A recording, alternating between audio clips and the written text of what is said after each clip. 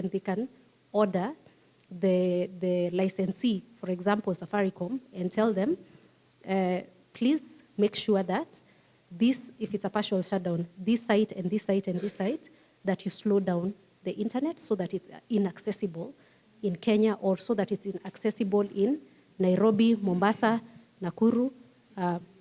Yes, that is how you're able to access eCitizen, but not be able to access Twitter, because Safaricom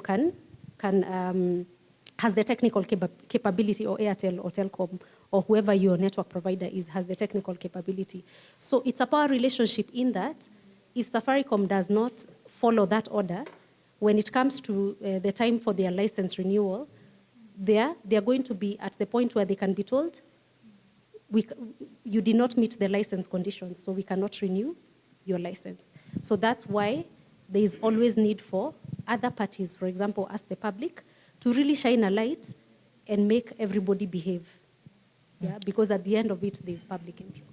Sorry, before Mudhuri, before Alphonse you speak, I'd like to know, just piggybacking on what Grace has just mentioned, on a policy perspective, you're in East and Southern Africa. Are some of this applicable in Southern Africa? Because East, we already have the answer, we're here. What is applying down South? So I think first and foremost, so there are two things. So one, the universal standard. So we talk about the Universal Declaration of Human Rights. We talk about the ICCPR. Both those international human rights instruments, the Article 19 of it talk about freedom of expression and access to information and the limitation thereof. So it's very clear the same practice in East as Southern Africa. At the continental level, if you look at our laws that came into place touching on technology, they do not explicitly talk about it, but there have been efforts just to, if you're looking at the Malabo Convention, or you're talking about the African Commission on Charter, African Commission, I mean, it doesn't really explicitly talk about it, but then there have been interpretations just to show that even when it comes to freedom of expression online, what applies offline is the same. And so this is also a law that touches both on East and Southern Africa. What I need to mention is the practice, again, the bad manners is also the same in East Africa and Southern Africa. So people are copying from each other, the bad behavior. What we didn't see in Kenya being borrowed from Rwanda, Uganda, moving now to the Southern Africa. Now we had the whole protesting in Mozambique, in Southern Africa, and we've seen the internet shutdown happening there. We saw during the election in Zambia, an internet shutdown happening during the election day. So both what is happening, the good cuts across both East and Southern Africa, and the bad manners also cuts across East and Southern Africa.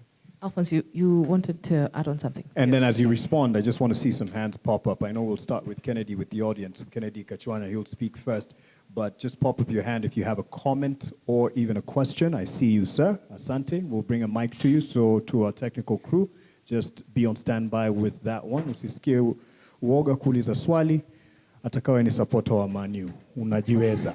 Unajiweza. Yes. Now, kama huyu amechukua mic ni wa Man U. So please raise your hand. I just want to see your hand so I can bring the mic to you after Alphonse speaks. It will be Kachwana to start us off. There's a gentleman here. I see his hand already. Asante. So yes, Alphonse, sorry. All right, thank you. For me, I just wanted to highlight that I've also operated at the ISP level. And when you look at the license framework, the way that it has been outlined, the one basic thing is the quality of service for the, the consumers. There is nothing like, you have to respond to orders, but it is more of 99% giving the quality of service to the consumers. So I think even ISPs, we get to a point that we need to get protection from the public. How do we, push for maybe policies that can help ISPs or telcos to be more protected on the consumer side against the government orders, so that if there is something that comes, then we can fall back to the citizens or the public before we, agree to take actions on some of the things. Because at the end of it, the other thing that you also look at, we might be enlightened, we know what shutdown is. But if you go to the rural, people are like, stima imeenda, okay, tuende nitulale. Sindio? The same thing. Oh, the internet has gone, okay, flap the laptop, let me walk around, without looking at the inner details, what that this really means to me as individuals. So meaning we also need to cascade this information in the right language possible to communities so that they can also know and voice out their views to these telcos, and so that the government can also understand that the action that they are taking does not really just affect a few people, but it cuts across the What I whole like about community. that is because of the awakening that it's actually your right and it's not a privilege, because that's how it's sold. Or internet coverage, the infrastructure has been spread to certain amount of the country or percentage of the country. Look at what we are doing for you. So it's actually a right, and because when they have it, they feel, my goodness, thank you, umetuletea. Kumbe ni haki yao. Ni haki yao. Yeah. I have a good example. There is an internet service that we've taken to a very remote place in Migori, a place called Nyateke, bordering Tanzania and Kenya.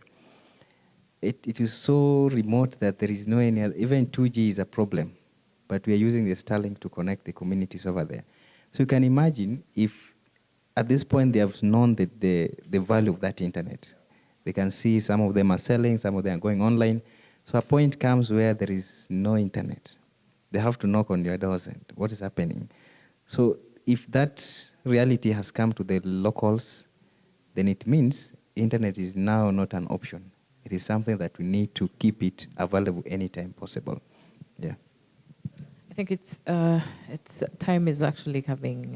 It's quite fast, so I think it's time for us to get to the. But before we go to the audience, Kennedy, I know you have so much to say, especially on internet shutdown. Do you want to take us back all the way to June 24th? Maybe partly. Yes. Yeah.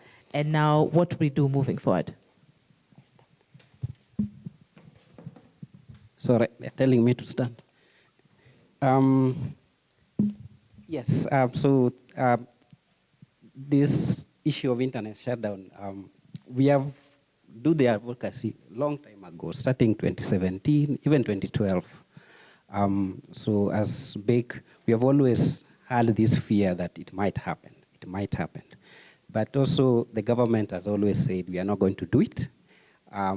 So with time, I think we were starting to become comfortable that it might not happen at all, because after 2017 and also 2022, so we were like, we have had, situation where, because 2017 was not transitional, but election where the sitting government is contesting to be re-elected, which is, to us, was, I think, probably do and die. And then also 2022, where there's that transition in between, and 2012, there's also transition. So 2012, we were like, okay, maybe it didn't happen because it's a transitional election. 2017, we were fearing because it's incumbent at contesting. So when it didn't happen, then we thought maybe we are good. But I just wanted to throw in a few numbers. So last year, when Telegram was shut down for a whole month of November, NetBlocks, they estimated that Kenya lost 3.5 billion, that is around 27 million US dollars. So around 3.5 billion Kenya shillings. Okay, by then, obviously, Kenya shilling rate was a bit high. So by then, they were talking about 4.2 billion Kenya shillings. Now, of course, if you work with the current rate, you're going to get around 3.5 billion. That is Telegram. So that's why Grace was talking about us being concerned about Telegram being shut down this year, because it has happened this year. I think up to this weekend, where I was able to access Telegram without a VPN. So I guess the numbers for this year will be worked on, but for last year, that's what we got.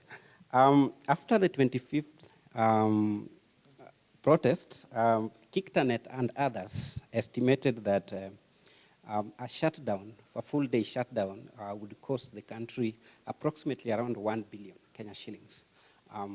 So, yeah, around that amount.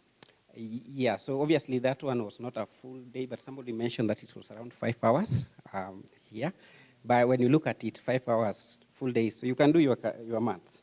And then, again, if you look at the region, generally, around Sub-Saharan Africa, 25 countries plus, the internet shutdown, the deliberate one, has cost the region around $9 billion US. If you're looking in terms of Kenya shillings, we're looking at around 1.2 trillion. This is like a year thing that different countries try to shut down for a few days, 1 day or two. But collectively, the region is losing a lot. So that's why, as an organization, we thought this forum is important, because it's apart from, and I know the panelists have mentioned, the health issue where a doctor is operating. But for us also as content creators, big members, and this is where people make their livelihood. So if, for example, your business is based on Telegram, and you are being punished because somebody at exam council is leaking exams, but you are being punished for something that reality is, if I want it, I would still get it through any other platform, or even physically. Yeah, so you see, when you look at it that way, the root cause of exam cheating is not Telegram or any other platform. It's people being dishonest. So as a country, we need to look at that closely. So that's why we need this conversation, because it's not about the human rights alone, because sometimes people say these are human rights people, yeah? Yeah, but when you look at it, they are content creators. Their lives involved. And, we are talking about, like, many young Kenyans don't have jobs. But the internet has done wonders in terms of giving young Kenyans jobs.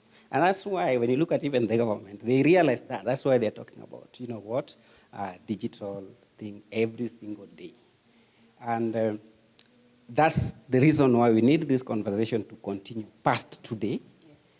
And we need every single person. And let me just say that we invited the Communication Authority. Initially, there was indication that the Director General might come for this forum, but later on they say he was busy, or rather prior engagement. So they sent a regret, but we invited them. Hopefully, when we have another forum, they will show up. Because what we are talking about here, we are not really, it's not malicious. It's simply what affects the Kenyans. Wow. And we need to address this issue properly. A big thank you to Kennedy Kachwana. He's the chairperson for BIG. And of course, him, BIG, ICJ, and of course, Article 19 put this conversation all together. And there's something he said I saw on TikTok, because, at least we're able to access that here in Kenya. Paycheck to paycheck is hard. Have you tried invoice to invoice?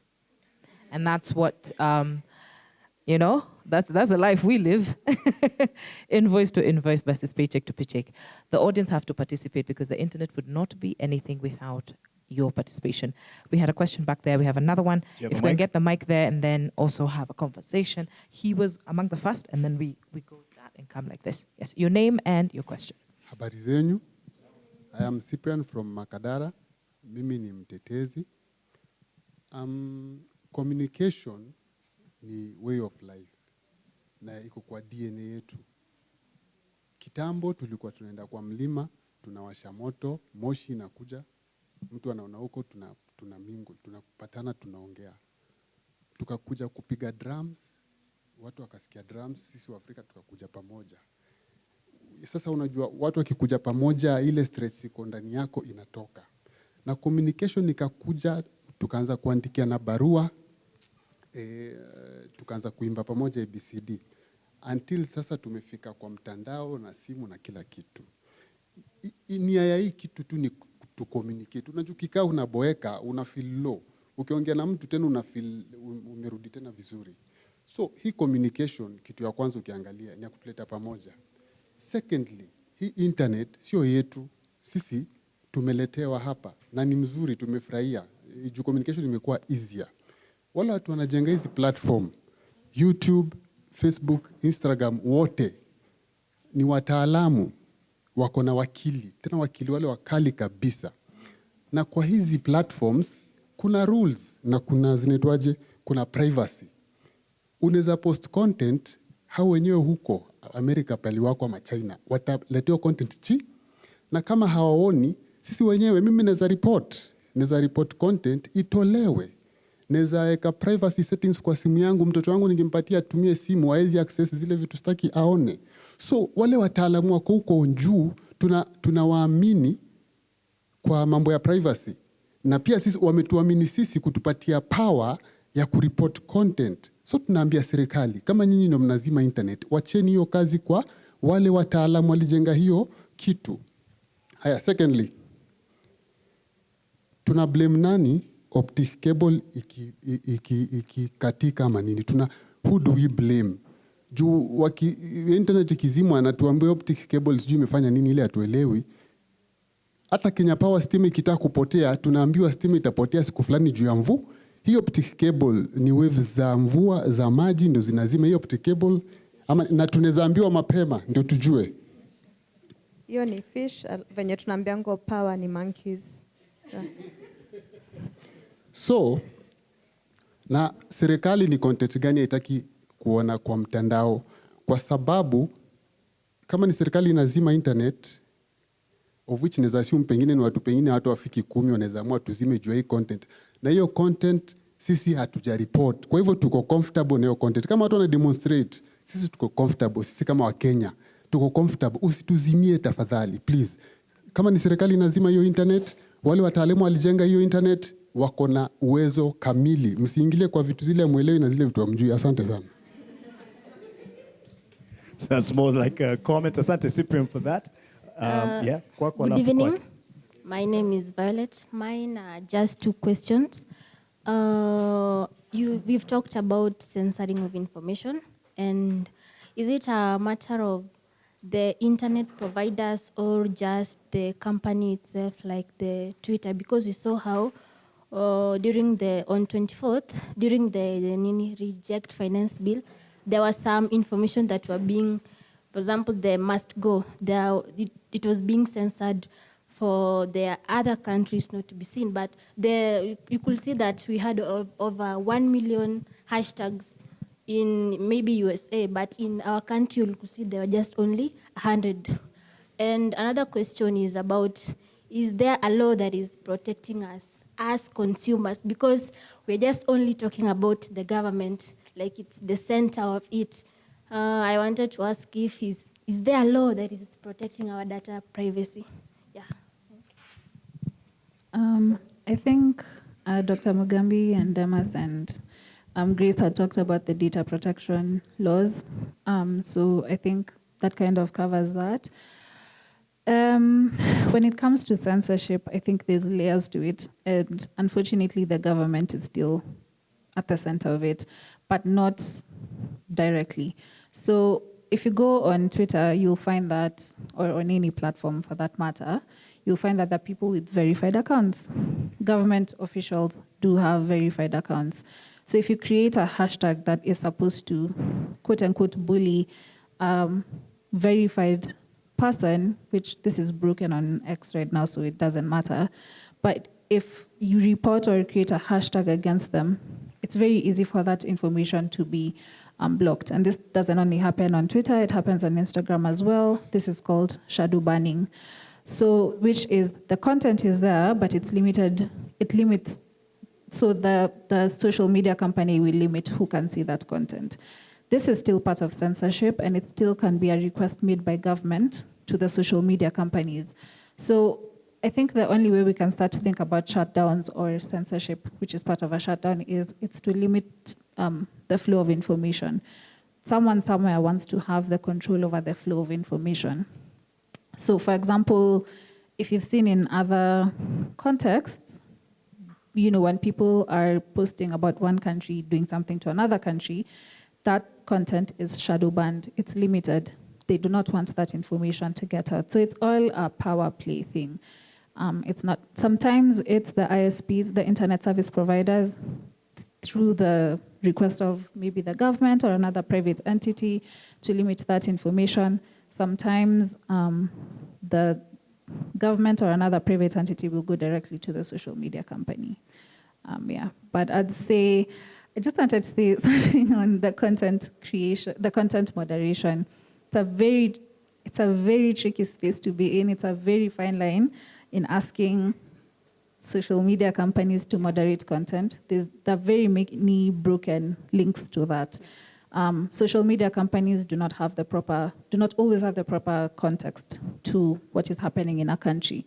So even if you leave it up to them to limit whatever is happening, you're going to fall in a space you don't really want to be in. So it's really up to us to also challenge the community guidelines that they have, the code of conduct, to kind of involve our context to kind of see where we are. Because they can just easily say we're not going to allow documentation of protests. Then what? Where do you go? Damas, I feel like you wanted to speak on the same. Yes, so apart from the Data Protection Act and also the consumer rights, Article 33 gives us the freedom of expression. But Article 33.2 also says that freedom of expression does not extend to certain kind of speech. So advocacy for hatred, vilification of others, propaganda for war, and so on and so forth. And it also says that while practicing or exercising your freedom of expression, now this is another layer, that you must protect the rights and reputations of others. And I think this is important to emphasize, especially in terms of online activism. Because even during the Gen Z protests, you found that some people were needlessly putting themselves into this other speech that is not allowed, so that now you're giving the government a chance to come for you. Because now, that's illegal, it's unconstitutional. I cannot vilify your tribe and call for their extermination, for example. And vilification of others, there are certain things that you cannot say about someone and their family and so on and so forth, or say that we are coming for your head, you know. It might, at the heat of the moment, it might sound like something in the moment, but when you are alone, you're isolated, you're alone in the cells, and then the lawyers come and try to help you, but this is something that is really attributable to you. It's problematic. So even as we become active citizens online, we need to know that freedom of expression actually has its limits, and let's not needlessly just put ourselves in the crosshairs of the law. Thank you for that. Bridget, before you answer that, let's have one more question, and then we could join it together. Please stand up, your name and your question. Good evening. My name is Rebecca Kemunto, and I have a reaction because I feel like Mike's question was not fully answered, and I totally disagree with Muthoni. So the question is, what is government doing in this whole conversation? Not at all. Okay. What is government's position, and can we really separate government from internet service providers? So one, this is how I understand it. Very many years ago in Athens, citizens sat down and they decided to form our government, right? They said, as citizens, these are going to be our duties. We are going to vote, we are going to pay taxes, we're going to clean our cities. And as government, you're going to make sure that we have healthcare, transport, and thirdly, communication. After independence in Kenya, we had posta. Guys used to send letters as a means of communication, and it was owned largely by government. We are a third world country, and we need to be realistic with our position as a country, again. So Safaricom comes in, they try to negotiate with Posta Telecom, they refuse, they decide to form a private company to offer a government service, which is communication. Government proceeds and becomes a major shareholder in Safaricom, right? So according to my understanding, I strongly believe that communication is a service that a government should provide to its people. But because our government is not able to provide, because we don't have money, we do not have the manpower to do it, we delegate to the private sector. So therefore, because it is a government service, they need to oversee how it's done. With that said, where are we here? I feel like the problem is government sometimes pushes a bit too hard when it comes to respecting our rights. So if it's supposed to be 50-50, government on days like protests, they will get to 70 and then we will have 30. So I know as a Kenyan and during such time, it is really hard to defend the government, but I think they're not really villains. We just need to make sure that they do not really step on our rights too much. But truly and honestly, I strongly believe that it's government's duty to make sure that citizens actually have a right and access to communication services. Yep, that's all. Yeah, just a couple of things.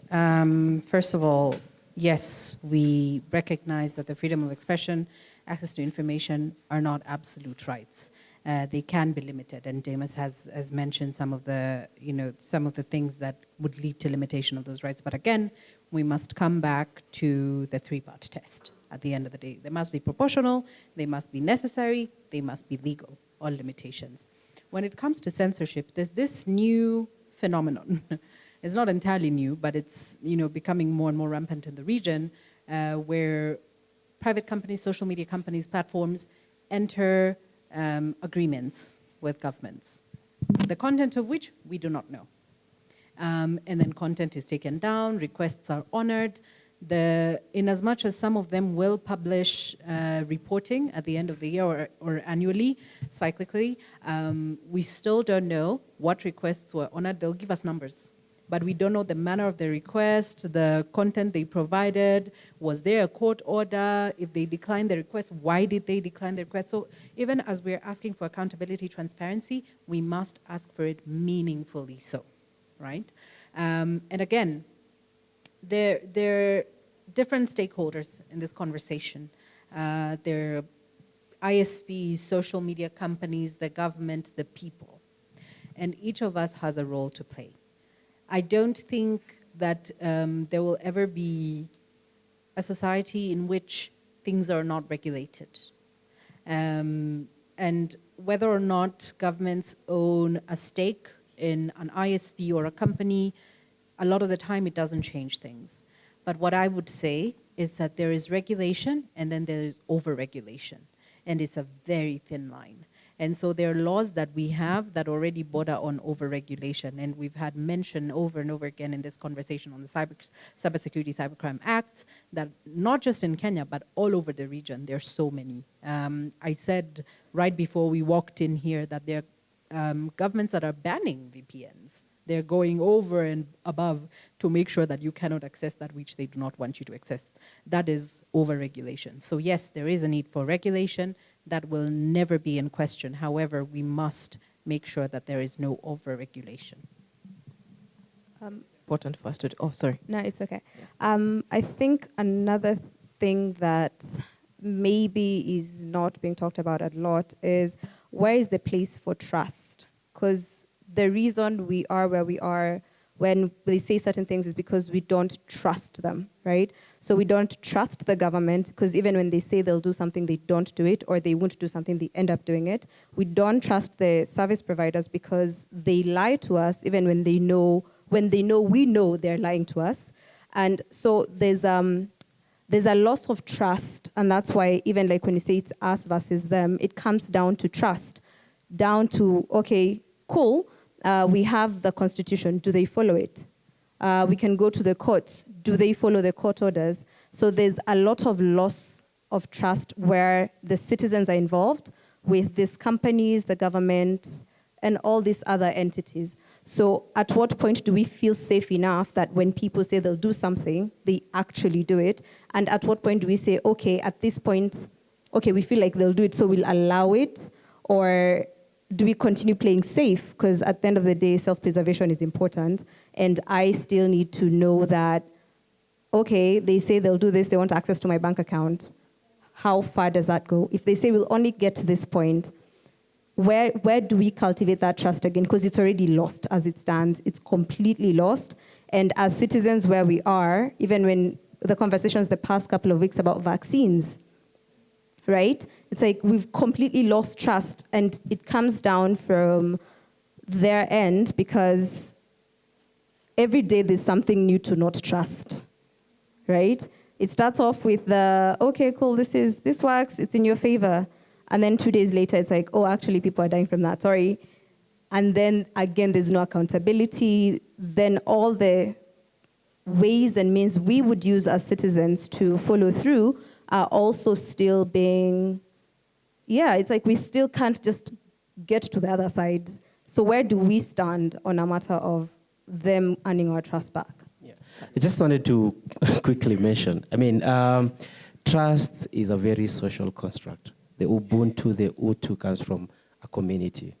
To be honest, tech companies are very capitalistic. So this is not a concept that they understand. So it's going to be very difficult. Those conversations are being had. But if you, from the examples that have been given, the conversation that we are having, the only time that they listen is when you go to court, when you slap them with heavy fines. We had crazy fine from Russia on one of the companies that is beyond the world's GDP. It's Nigeria slapping them with those fines. That is the language, in my experience, that these tech companies understand. Social contract, Utu, Ubuntu, is not a language that they do understand. Before we get for you to answer that, we still have one person with a question in the audience. Please stand up, your question and your name. My name is Doreen. So just a comment. In the spirit of, getting even as citizens and consumers, because it would seem like appealing to, humanitarian nature of the private sector doesn't seem to be working. So I feel like it's time to appeal to the capitalistic nature of these tech companies as well, through, the courts as well and consumer governance bodies. So I feel like that should be the next step. And because it seems like a lot of times being on the right side of things, there is a reluctance, to get your feet dirty. But then the people who seem to be on the wrong side of things have no challenge in, retaliating against citizens, against consumers as well. And again, just in terms of, on the issue of, censorship and all that, there is also a need to collaborate as well with the diaspora as well. Because when you're censored as a nation, as people, there is a need to have, the international community as well put pressure on the government, because it seems sometimes it moves the needle, sometimes not so much. So I feel like we need to also find ways to collaborate with the diaspora and get our information out there so they can pressure their governments as well to put pressure on our government. Yeah, that's all. Thank you for that. A bit of a chime to what he actually also said, speak the language that they understand. So if it's not on the human rights genre or vernacular, basi tuongee nao capitalism in the language that they understand. Thank you for that. I don't know if there was another hand behind me that you didn't see. There was someone who mentioned, who's responding actually online, because we have like 10 minutes to go. Frank, he says, and you can respond to this, whoever is on the panel. I personally think the government should not have a say in our communication besides provision of environment and or infrastructure. Speech and ideas, good or bad, it's the whole point of free speech. Speech is God-given, not government-given, so should not be regulated because that's how it starts, and then we can't say anything. Good case in England, he says. Yeah, I partly agree with him, but I want us to go even beyond the internet age and look at, the exercising of freedom of expression, the communication being called God's gift and speech. The whole thing that happened in Rwanda, for example, it was just speech. It was one community calling another one cockroaches, and that led to the whole genocide thing. The whole question of the Hitler time, it was all about speech. So I agree it's a God-given gift. Government should not interfere with it. There are many aspects when it comes to speech and freedom of expression. There are things like satire, metaphor, as Africans, the whole question of oral history and things like that. We should be allowed. When I call you something, there is a relation we have with you, and I can call you something. You called me a kid when I was walking in. Okay. Yeah, there's those things, but there is someone else you can't call that. So, and that's why, our laws are very clear. The overriding fact is you can enjoy your freedom of expression, you can speak, you can talk, but also looking at historically where we come from, where speech has been misused. And I think that's the reason why we as Kenya are very specific on hate speech and things like speech, issues around ethnic violence, because we've seen it historically. So just to cover that track, we've come up with laws just to ensure that is covered. But I agree with him that government should not have like a business in that. Yeah, so I wouldn't say I agree with him. That's a very absolutist view of speech, almost akin to the American approach. But even in America, when your speech is likely to cause violence, very likely to cause violence, then the government can intervene. For us, it is incitement to violence, advocacy for hatred, propaganda for war, vilification of others. And there's a few years ago, now probably 10 years ago, there was this thing called the Camden Principles that even goes further and looks at who is the one doing this, creating this content. For example, speaking about something. Is that person a leader? There are nuances to speech that may cross. So is this person likely to be listened to and someone take action on their words, for example? Yeah. Then what is the historical context? So for example, free speech in Rwanda and Germany cannot be the same as free speech, for example, in Kenya, because of their very specific historical context that they're coming from. And so these are things that we should consider. Freedom of speech is not absolute. However, when we are speaking about internet shutdowns, is that there's no way that a shutdown can be specific enough to cure one or two problems. So it's disproportionate by the nature of it. I also partly agree, because non-regulation sounds like a good thing, but it's not a good thing. For example, last year, was it last year? Either last year or as this year was commencing, we had a problem on TikTok. There was a lot of vile, disgusting language on TikTok. And the only reason why that the content was up is because it was in Kiswahili. Because when regulation is done on TikTok, it's done, I think, on English, on content that's in English. And that's why, sometime last year when TikTok was really a problem? So I do agree to some extent. I do agree that there should be regulation. I do masterclass. I also do masterclass on people who want to be content creators. And the first thing I usually tell creators is the internet is never a safe space. The internet will never be a safe space. I mean, look at what X currently is. Being walk on eggshells on X, as everyone does.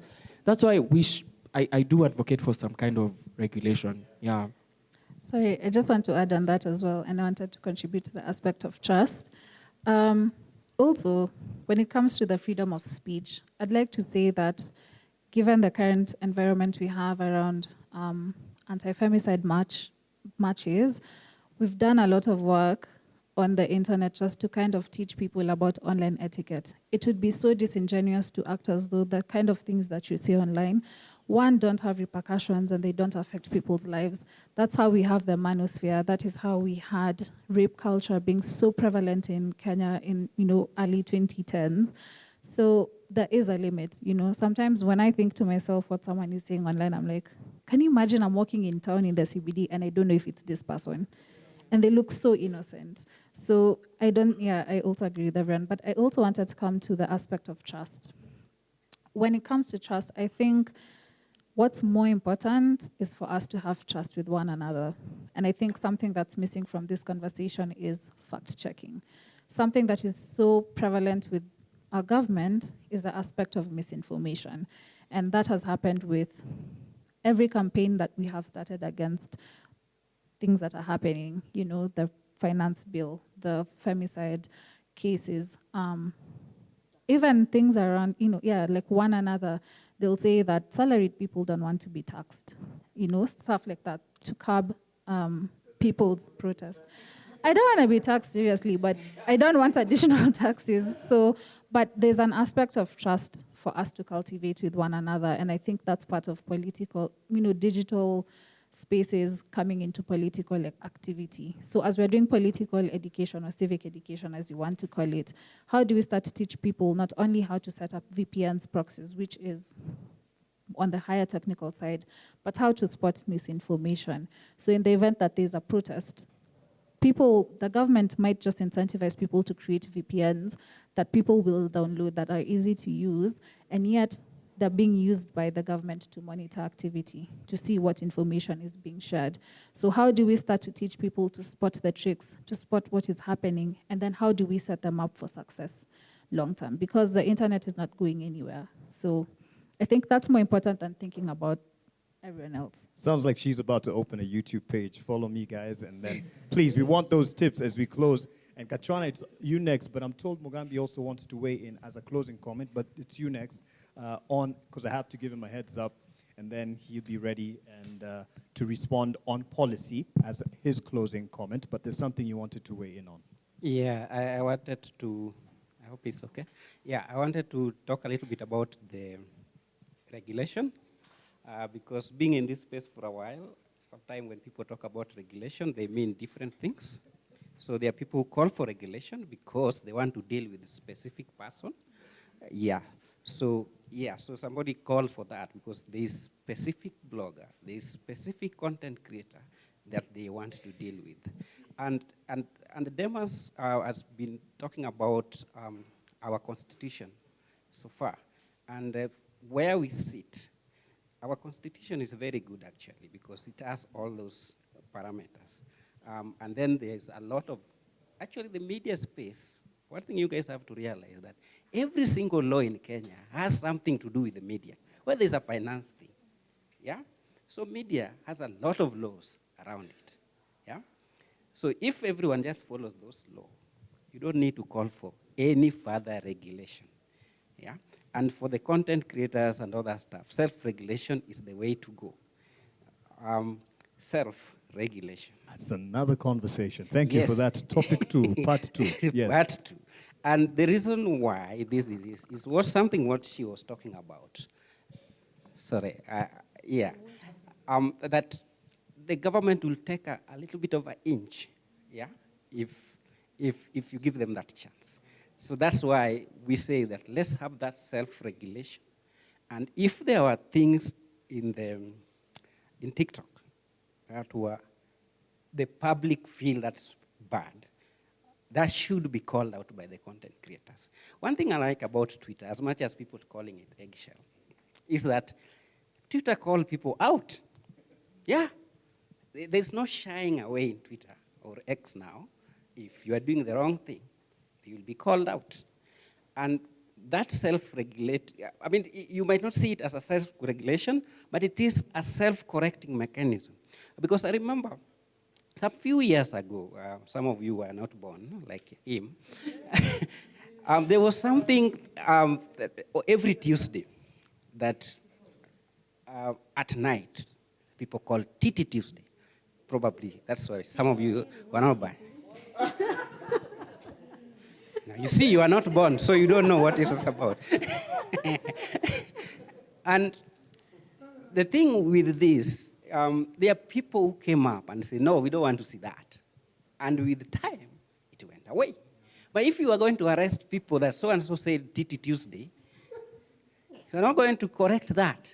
But if you are correcting that, you are telling people not, I don't want to see that on my timeline, that is a self-correcting better mechanism. And that's why as big, most of the time we look at increasing the standard of conversation online than calling for direct intervention by either government or corporate or any private sector actor. Because for us, that in the long run, if you educate people, if you have people correcting each other, it's a better way and make the internet safer, is make the internet enjoyable. Grace, he's answered your question. Yes, I was just going to talk about self-regulation, but Yes. I was also just going to warn you people that if somebody cuts only the part of your answers to Today, the gentleman online, it could come out as if you guys are in support of ICJ supports regulation of speech on the internet. I have to say a big thank you to Mtetezi, because he has said something that was said as well on the net. But as we're about to wind up, you talked about centralized internet, and I think Kenya was about to perform it. we're about to execute it. There's a time we were about to launch Wi-Fis all over the country, so specified ISPs. I don't know if that was going to be it. Yes or no? Because if we're going to have... She doesn't want to be misquoted. Oh, she don't want to be, so maybe the government was, having a goal to have a centralized internet by providing... So it's the same one procuring. Okay. As soon as Dr. Mugabe is able to speak in, I want to answer one question on trust.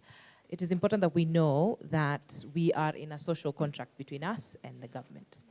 And that social contract, clearly someone is not doing there, is not being on our side. So that's the reason as to why we're constantly echoing this. I don't know if there's one extra person who has a question. If you do, before that, I think Dr. Mugambi, you can as well chime in on... Policy you wanted to speak on. You can hear me? Yes, loud and clear. Go ahead.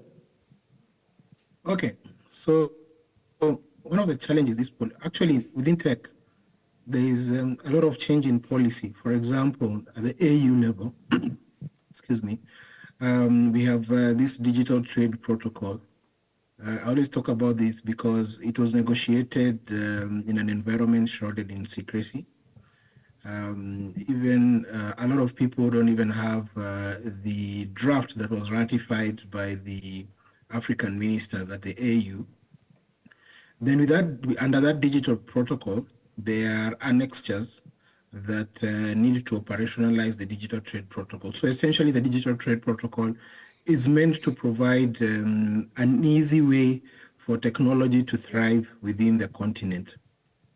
But the biggest challenge is the question, who is driving the conversation and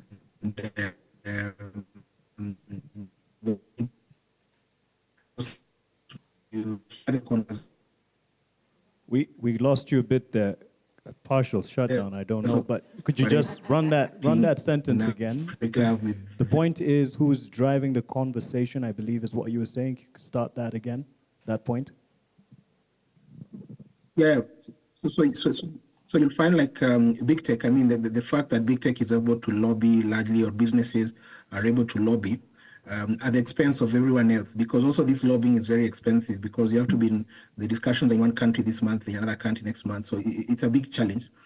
But this does not mean that we don't continue having this conversation, because this digital trade protocol will determine how this big tech, whether the tech is originally from Africa or out of Africa, will operate.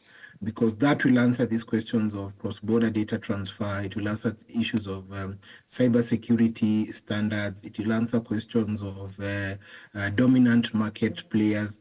So it's important that all of us, just the same way we reacted to the finance bill, the same way we reacted to the constitutional amendment bill, the proposed constitutional amendment bill that wants to change term limits. It's important that we continually challenge these policies that are being discussed. Like a few minutes, in the afternoon, I saw a tweet that said that because Meta has been taken to court, then there's a bill now in Parliament that wants to state that now you can, if you're an employee of any of these digital platforms, you can't challenge them in court. And I find that quite ridiculous. So it means we also have to be vigilant in the terms of policies that are being churned out, where at the local level and at the AU level, because they will have an impact on everything that we are discussing today. Thank you. Dr. Mugambi, thank you for that.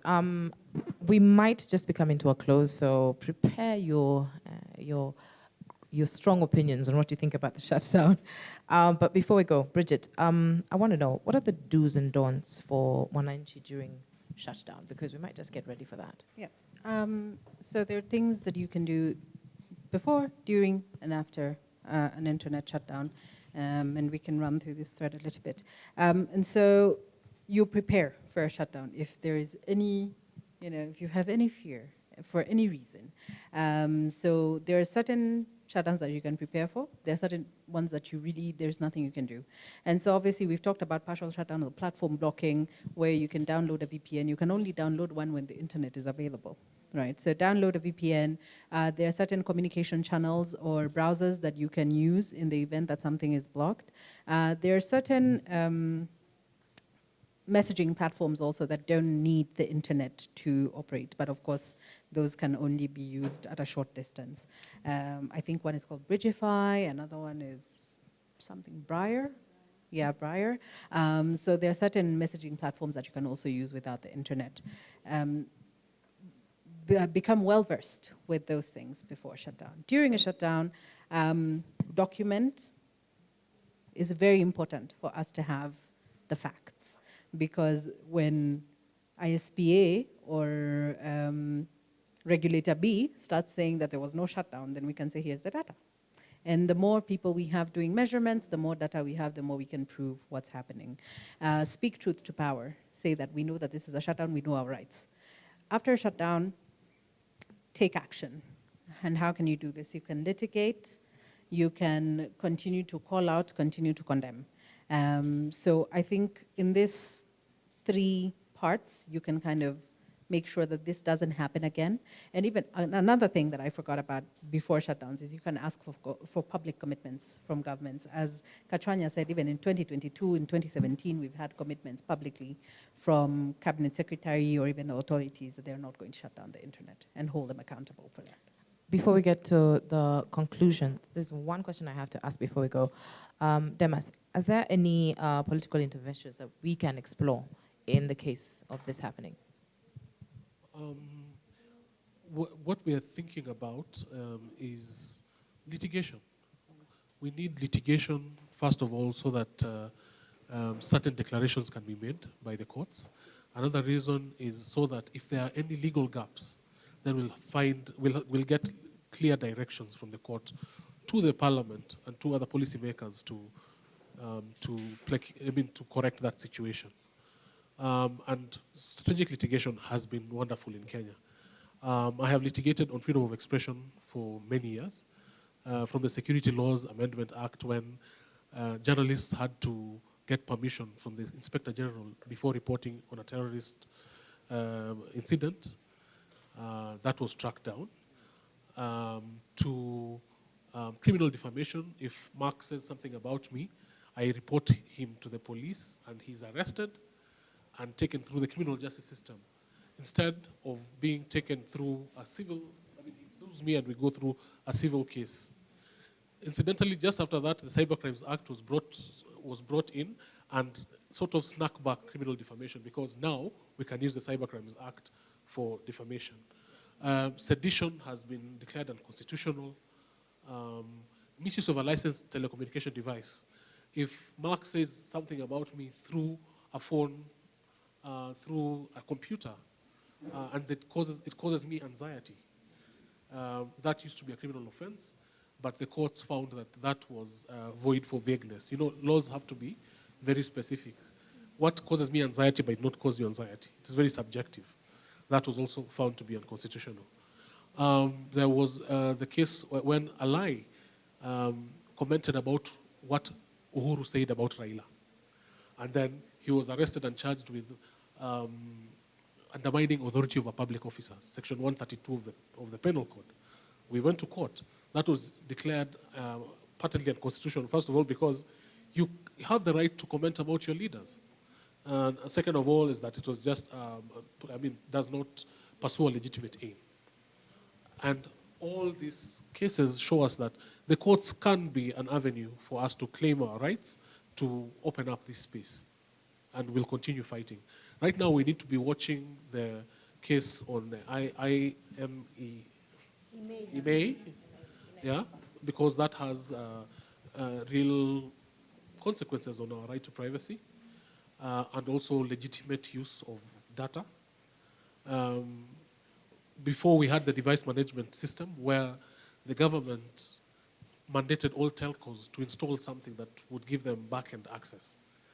Ultimately, that case was lost in the Supreme Court, or is it still being deliberated? But if we look at them together, we realize that we're moving towards a more overregulated, I'll use your word, overregulated atmosphere, rather than an atmosphere that respects our rights and freedoms. Thank you. Just before we come to a close, content creators, what is the biggest fear that you feel is going to manifest if an internet shutdown happens? Modoni. Please tell us. The biggest fear? Yes. Being broke, man. Yeah, like if I'm not making money, if I'm not getting paid, there's like a trickle-down effect, right? Also, sometimes like when someone is a content creator, they don't do it alone. You have a team. There are people who are actually depending on you. So there's that aspect. The other one, oh no, man, just like don't mess with my money, please. I think we can have your closing remark because we need to wind down. We're really running out of time.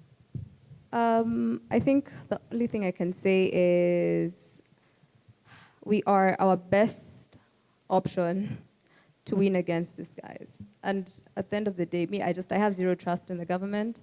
I don't think they care much for my interests. They'll always be looking out for themselves. And it's based off of the people who are in those positions. They'll exploit the positions as much as they can to get as much as they can for themselves. So as she said, maybe we build trust with each other and then just remember each one to each one. Thank you. Mudurukadure, as we're coming to a close. Thank you very much for having me. I think to start off, maybe also respond to the question to Dimas on the government engagement. I think we downplay the value of who we vote for. So you might say this is not the right context, this is not the right time to talk about who to vote for. But another way to engage the government is to think of people who are voting to that house. We've seen people starting showing their interest, and we're like, we don't want that person because of this and this. We start thinking about 2027 and start planning who are the right people to be in that house. But in terms of my conclusion, two things. I think one, and I agree with Grace, in as much as we've had a lot of limitation to the right of freedom of expression, let's not start self-censorship and start not doing the satires. That's our mic. Please, we want all the satire, the everything there. I'm assuming we are law-abiding citizens, so we don't need to think about the limitation. Number two, let's not downplay what is happening on Telegram.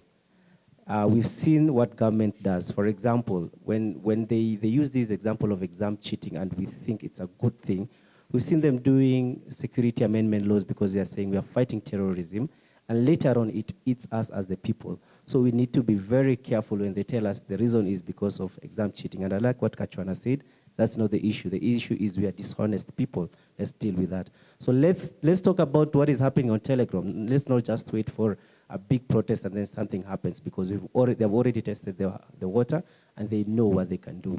Thank you very much. Muduri, as Grow House Foundation alumni, I think you've just mentioned and dropped a seed there that you might be one to vote for in 2027. Hey, so you never know. You never know. These are the conscious ones we want in Parliament. I want to ask this question because Nikali ni hepa kidogo at the very beginning to Mike Mushiri and my friend. In similar fashion to what Mudoni answered, just to ask, in your continued engagement with corporates, with what happened with Safaricom, you're still open to work with them in terms of moving forward. It doesn't make it personal. And I could be giving you an opportunity to just put it out there that this is not personal, but we're open for business. At the beginning, I said, I do take cognizance of the fact that there are people who follow me not just for the kind of content I post, but for the kind of morals, principles, and values that I stand for. And saying one thing today, another thing tomorrow, the basis is I have built a level of trust with the followers I have and with the influence that I have. So I would not. If in future I have to, for the good of other people, I will. It also goes down to exclusivity as well. And brands, being in the content creation space, some brands offer to pay exclusivity. Don't work with a similar brand for the next 5 years. And content creators, we also talk about the personal ethos and the principles and the values we have ourselves, aside from the ones the other brands have. And it's also a thing among creators. I can't work with, now what example? I can't work with Omo today and work with Ario tomorrow. I can't say that I will not work with Omo today and work with them tomorrow, because I will be breaching the trust that I have with my people. So, because people trust me, people follow me, they love me, and they trust me, I could only do that which is good for them and that which is good for me. Yeah. I think that deserves a round of applause for the spine that he has. But, and I follow your content a lot. You're the reason I may have gone to sleep an hour ago, but najipata bado tu niko hapo, just scrolling. Very, very witty content that you put out there, and we celebrate you, and I know you're open for business and you'll still continue to thrive. Yeah. Y'all not going broke. We appreciate it. We need such kind of encouragements, you know, that we can be able to sustain and weather the economy, whether we stand with whoever we stand with. We've seen those kind of differences also in the US. If you stand with people from a certain country who are evicting other people from another country, you know who I'm talking about. We're not going to get into detail. Alphonse, we're winding up and we want to hear your closing remarks. Yeah, first of all, I want to say thank you for hosting this. I'll just say three things. One, let us slow down on using the hard words and then localize this information to the locals so that everyone can be on board, especially for the communities, because here we know. But what happens to them who do not know is dangerous. So we need to make sure that everyone is on board. And the other thing is just to create a scenario that there is no need we build roads in our communities and we put fence around them. So let us not build internet and then block it. Let us keep it open, secure, and trustworthy for everyone. Yes. Thank you for that. I think I had the same sentiments as Alphonse. One is a call to funders, tech funders. It's important to give a bit of funding to the technologists in this region just to build local products. During the shutdown, I tried to test so many tools, and none of them were useful, or most of them were limiting. So, and the other thing is just, as he said, it's useful. The internet is a human right now. It's important to find ways to bring people on board, and I think there's opportunity for conversation between technologists and people in the legal sector, also to think about, as we're developing these solutions for ourselves, what are the legal implications of if we set up a VPN, what will the reactions be, but also just training people on these things, the hard words. It wouldn't be useful to have these conversations and talk about setting up a VPN or setting up a proxy or using Tor when most people don't really care about whether it goes from 4G to 3G. Yeah, so that's all. Grace Pomo, I know you have some heavy remarks for us as we're closing. Tell us what you feel about shutdown. I'm gonna give very light remarks because I'm glad, but that at the end of this conversation you were saying we when referring to government. So our work here is done. But at the risk of people thinking I've been consumed by the spirit, I just wanted to say that my feeling after this conversation is that we've actually done something. You know, we are talking about bigger things like litigation, accountability, asking the regulator to be accountable, asking the companies to be transparent. But this is part of it. Yeah, having this conversation and saying, to be honest, we had a shutdown on June 25th. We had another shutdown on around exam time, KCSE exams. We had another throttling of the internet, which is also a shutdown on November 21st. So we are telling the regulator, who's probably has some, I know the regulators, especially the hate speech one, has some software that monitors what is being said on the internet in Kenya. So they are probably picking up this information. And we are telling them, we are aware that there was a shutdown, But this is not the kind of internet we want to define for ourselves.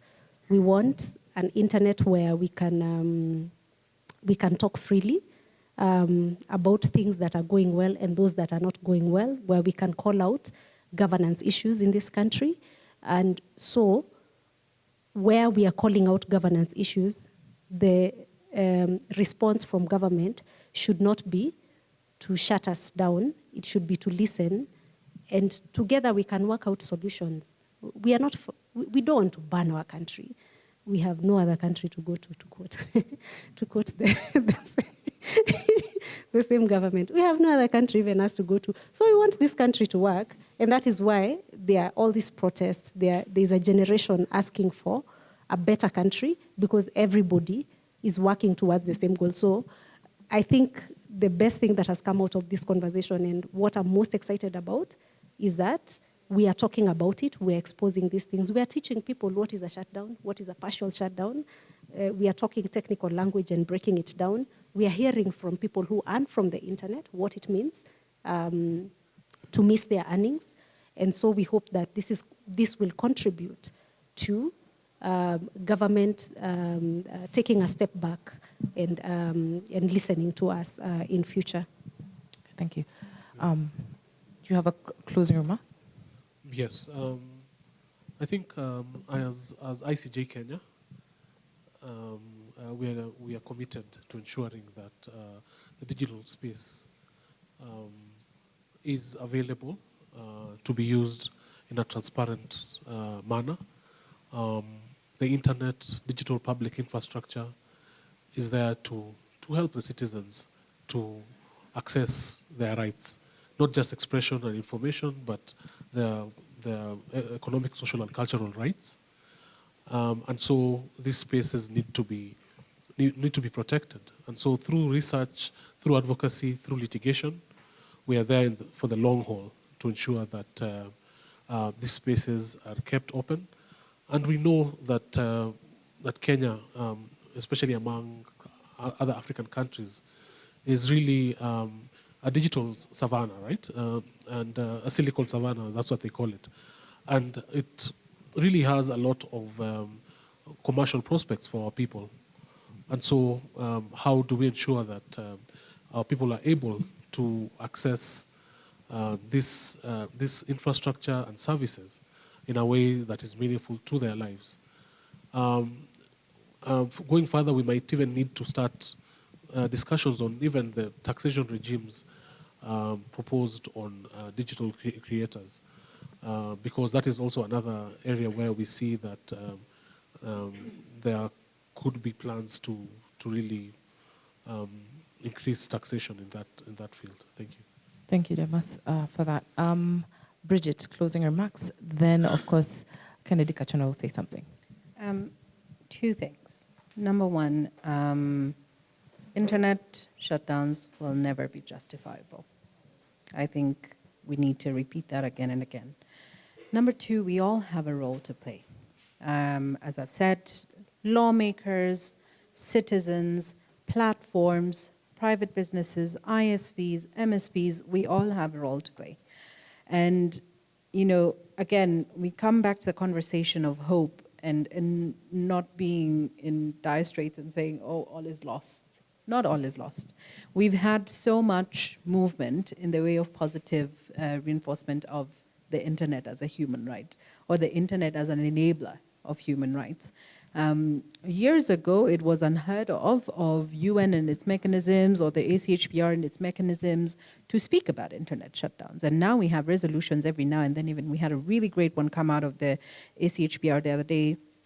That's the African Commission on Human and People's Rights, on internet connectivity during elections and moments of political importance, where they are telling member states, you must have the internet on. You must make sure people are connected in a free, fair, accessible, not free, but fair and accessible way, meaningfully. And so we've come a long way.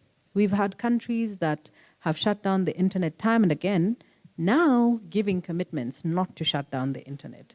Of course, a lot of the time is to advance their own agenda, but at the end of the day, we're getting these wins every now and then. We have for instance, at Access Now, a campaign known as the Election Watch, which is housed under the Keep It On campaign. And we track elections all over the world and whether governments keep the internet on during elections. And we've had several instances where this government will make public commitments that we will not shut down the internet, either because they've done it before or because there's apprehension that they would do it. And so we've come a really long way, where we have movement on human rights, where we have ways to mitigate. And so all is not lost, is what I would say. There is a lot to be done still, but all is not lost. Thank you for that. Kennedy Kachona, as we come to a close.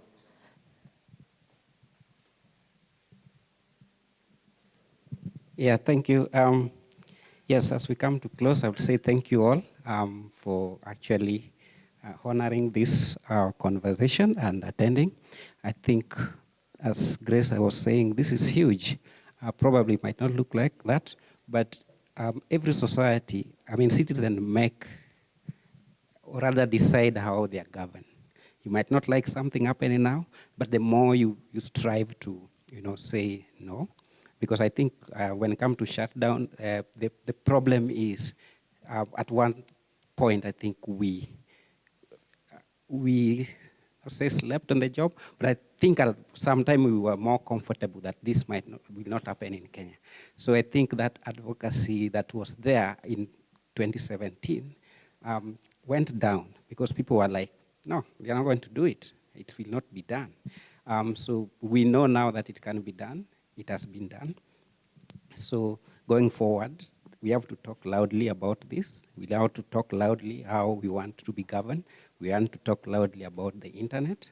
And we have to preach that this is now a human right. And I know some people don't want to hear that, especially people, government side or even the corporate side. But humans, Kenyan citizens, their rights is the number one. As somebody was saying, I think there's that video online where people shall or something. I mean, the people, like, I keep on watching that because sometimes even if it's an MP, that power is delegated. Even if it's a government, that power is delegated. And that's what Demas was saying. We are the government. That power is still delegated. Yeah, so that's the point.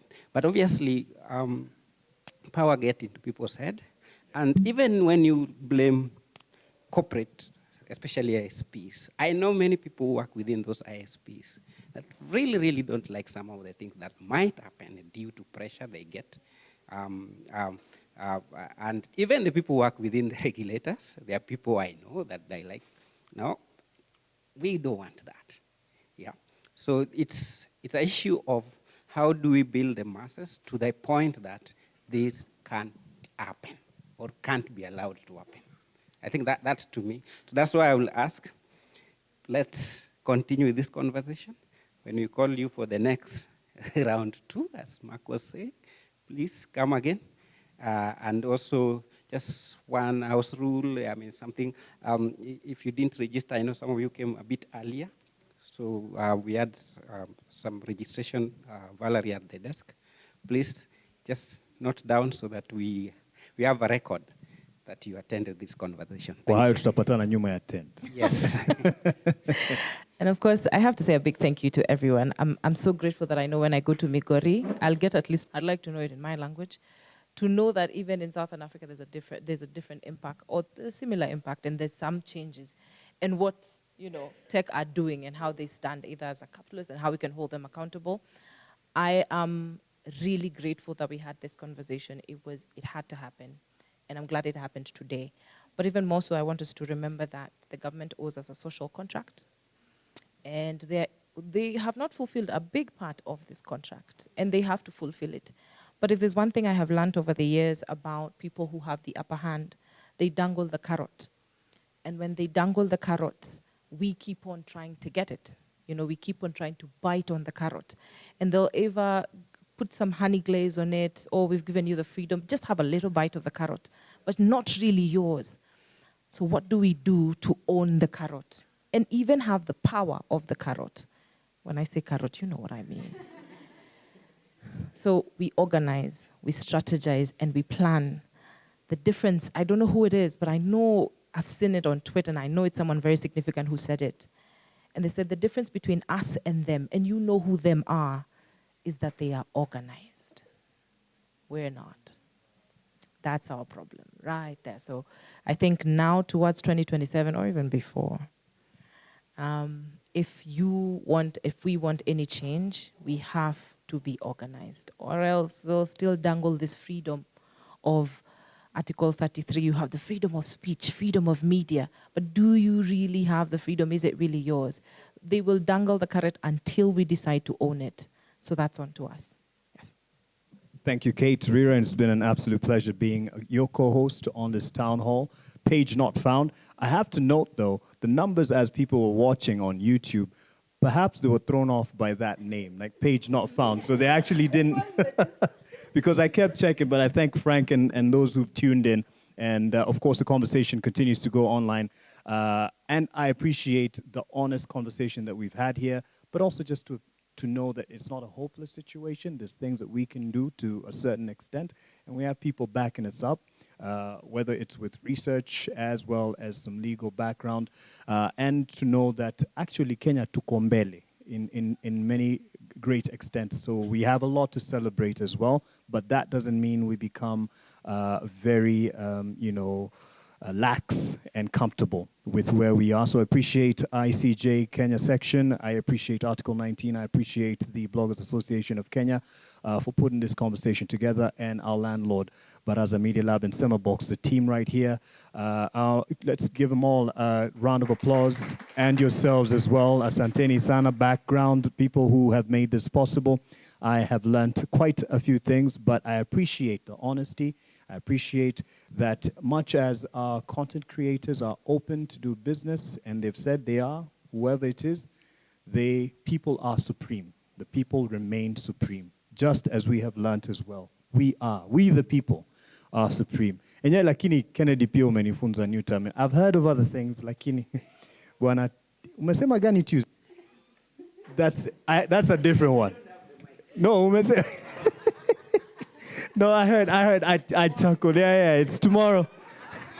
It's a TT Tuesday. I haven't heard of that one. But yes, and speaking of part 2 of the conversations, we are going to be having a town hall. It will be driven here by Kate Rira on the femicide issue that we are faced with in the country. And I appreciate that Modoni says we shouldn't wait on the government or anyone else to try drive the agenda, because it will be to their interest.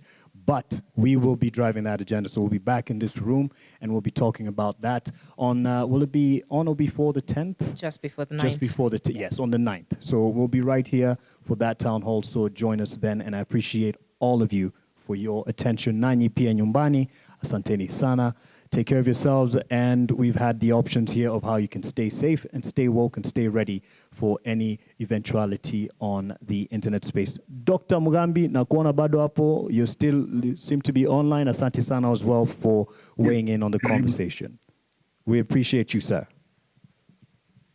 Have a good night, and that's it for Page Not Found.